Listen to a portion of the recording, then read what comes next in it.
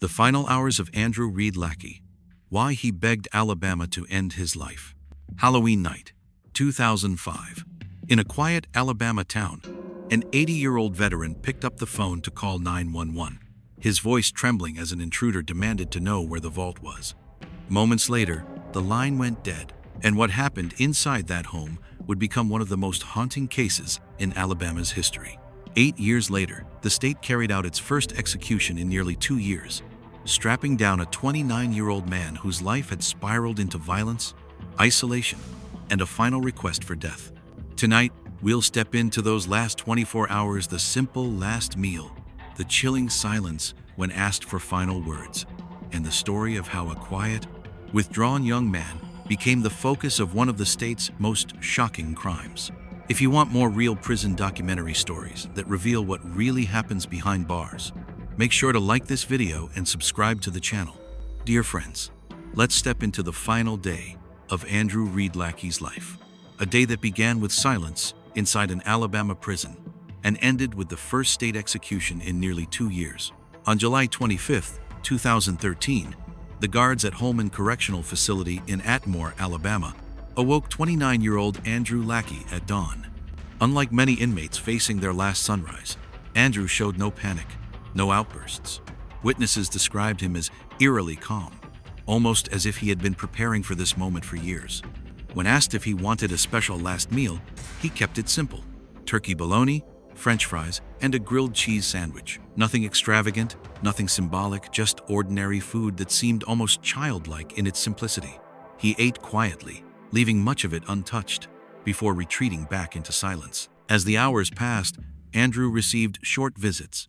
His parents came to see him for the last time, separated by glass and heavy chains. It was an unbearable moment.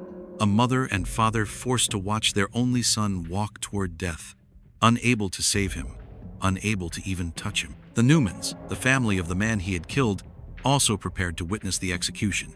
By early evening, Andrew was escorted into Alabama's execution chamber, a cold room with white walls and a gurney at its center. He lay back as guards strapped him down, securing his wrists, ankles, and chest. When the warden asked if he had any last words, Andrew gave a simple reply: "No, sir." It was a chilling silence. No apology, no explanation, just a flat refusal to say more. Minutes later, the lethal drugs flowed into his veins, and at 6:25 in the evening, Andrew Reid Lackey was declared dead. But to understand how this young man ended up here, we need to go back to a Halloween night in 2005 and to the troubled life that shaped him. October 31st, 2005. In Athens, Alabama, Charles Newman, an 80-year-old World War II veteran, was preparing for bed. Newman had survived parachuting into France during D-Day, had raised a family, and was known around town as a tough, no-nonsense man. That night, his quiet evening was shattered when Andrew Lackey broke into his home. Newman, startled and terrified, grabbed the phone and dialed 911. His desperate words, "Don't do that. Leave me alone. What do you want?" were recorded in real time as the intruder demanded, "Where's the vault?" The vault was a myth. Andrew had been convinced by Derek Newman, Charles's grandson and his childhood friend, that the old man was hiding cash and gold bars inside his house. There was no treasure, but Andrew believed it, and it drove him to violence. When Charles resisted, even firing a pistol and wounding Andrew, the confrontation turned into a massacre. Fueled by rage and pain, Andrew stabbed the elderly veteran more than 70 times, the knife breaking inside his skull. Then, he picked up Newman's own gun and shot him in the chest. Charles Newman, a man who had once survived the most dangerous battlefields in history, died on the floor of his own home, slain not by foreign enemies, but by a young man from his own community. Andrew fled, bleeding from his wound, but his escape was short-lived. Hours later, he staggered into a gas station and called for medical help. Police quickly pieced the puzzle together. His jeans were soaked in Newman's blood, his shoes matched prints at the scene, and the 911 call captured his voice demanding the vault. The evidence was overwhelming. Andrew Lackey's trial began in 2008. Prosecutors portrayed him as a cold-blooded killer who planned the robbery, armed himself with weapons and restraints, and carried out the brutal murder with chilling precision. The crime scene photos, showing the sheer violence of the attack, left jurors horrified. The defense argued differently. They pointed to his long history of isolation, his possible autism, and Derek Newman's manipulative role in feeding him false information.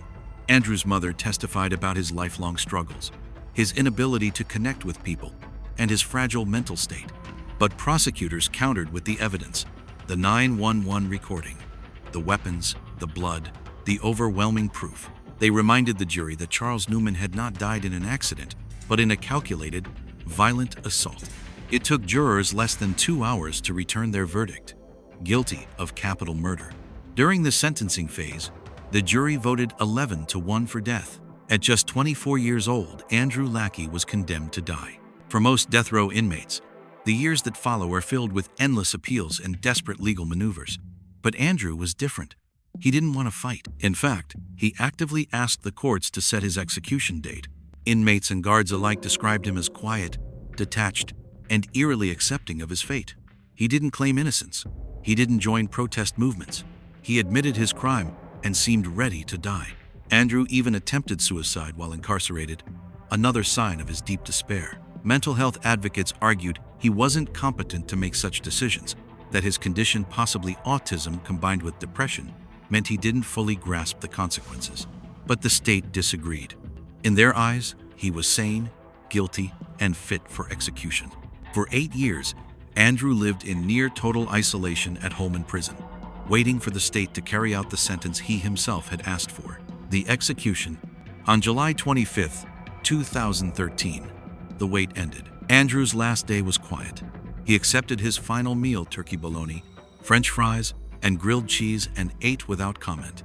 As evening came, he was escorted into the execution chamber. 2 groups of witnesses sat behind the glass.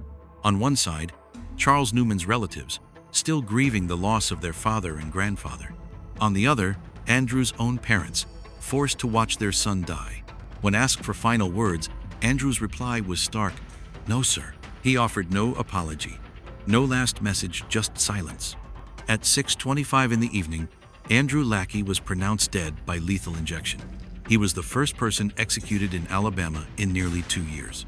As the curtain closed on July 25, 2013, Alabama carried out the execution of a man who had once lived almost entirely inside his own head. Andrew Lackey's silence at the end was as haunting as the crime that brought him here, a reminder that sometimes the answers we search for never come.